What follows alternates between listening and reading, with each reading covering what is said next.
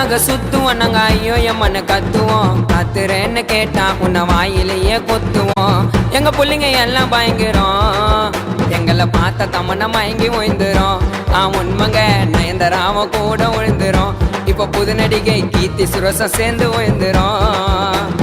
கும்பலாக சுத்துவோம் நாங்க ஐயோ எம்மன்னு கத்துவோம். ஏண்டா கத்துறேன்னு